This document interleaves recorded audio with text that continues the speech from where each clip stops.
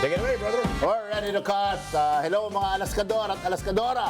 Ang special season opener na ito ng Herman Cut ay tungkol sa Brought to you by impeachment. Impeachment. Yan. So take out your notebook. Take your notebooks out, boys and girls. Okay. Dahil ang tatalakayin natin ngayon ay tungkol sa, tulad ng nabanggit ni Prof. Guido David, impeachment math. Uy, may ganun, big words. Oo, ang pinaka-common misconception tungkol sa impeachment ay ang maling akala na ito ay labanan ng ebidensya, katotohanan at hustisya.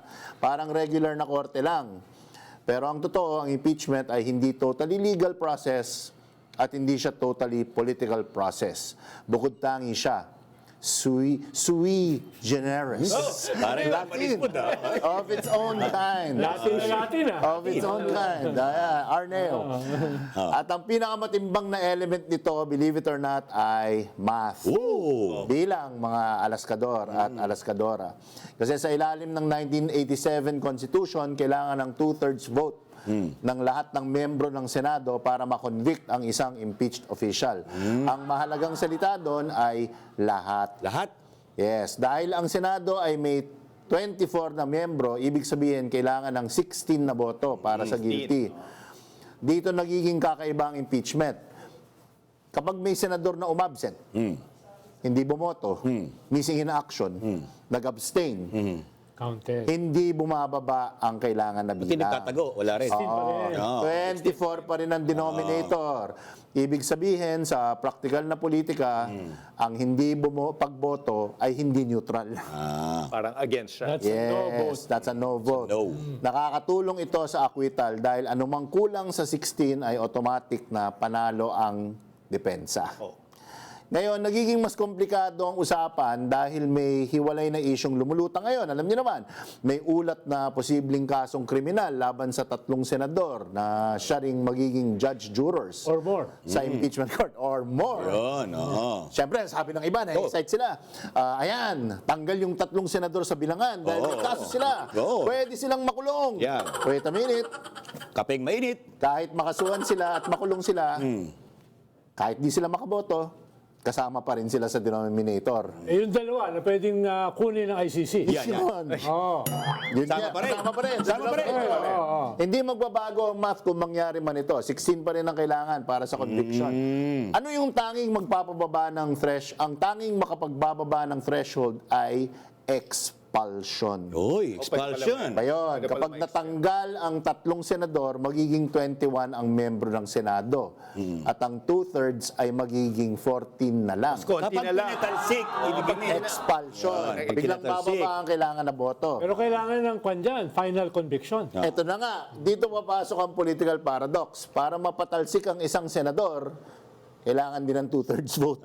So 16 din, to Ganun kick din. them out. Kaya pala madaming mat to. Ibig sabihin, bago mo mapadali ang conviction, kailangan mo munang patunayan na kaya mo itong gawin. Di ba? So, kailangan mong manalo sa unang laban bago pa magsimula ang tunay na laban. So, ang ibig sabihin ba nito ay imposibleng mangyari ang conviction? Nako, hindi. Far from it.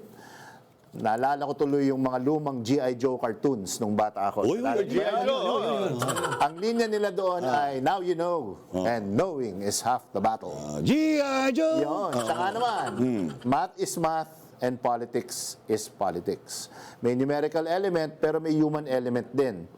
Kapag alam at naiintindihan na kasi na ang mga numero at ang forma ng chessboard, mas magiging malinaw ang mga galaw at diskarte ng mga manlalaro. And that's Herman Ayun. Batalas. Pero sa chessboard kasi, mga inanimate objects yun eh. Yes, the human element is Oo. there. Eh, yung Senado ba, may human ba ron?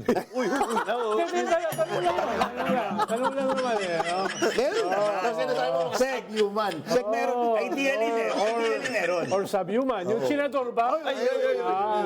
Isang tawag sa mga senador. Easy. Para akong pinapag-isip ng malamig. Doon sinasabi. Pero, talking about mathematics, Yeah. numbers, eh kung yung 3 hanggang 6 ay posibleng kasuhan, Yes. yung boto ba nila ay pwede magbago? Nako, yun nga. Yun ang human element. Again, if you know, you know. Pwede bang magbago ang boto? At ano ang makakabago sa kanilang isipan? Sabi nga Yun yung ni Sec, expertise ni Sec, deal making. as Sec always said, Deal making ka raw.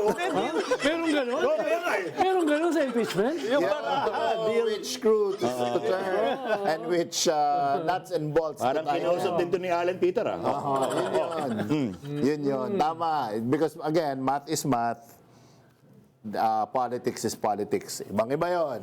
At pag alam mo kung ano yung kailangan mo, tsaka ka na makakadiskarte. Yung mga deal-making katulad ng ginagawa ni Sec. Kumbaga, hindi lang po hindi lang po yung na ano. Ibig mo ba sabihin, ang mas dominant dyan ay cynical political Ay, cynical. O talagang mga objective na mga judges Yan, na ang babatayan ay ebidensya. Ideally. To which Ideally, Ideally, this gives me the perfect opening to return the phrase to Sec. Saan kuweba ka ba nakatira? Yan! Finally! Finally, Ang sarap ng feeling. Ang sarap ng feeling. Tagay mo na, tagay. I have been dying to say that. That is my favorite phrase. And that's a fact. Quatro alas, hindi ka makakatakas.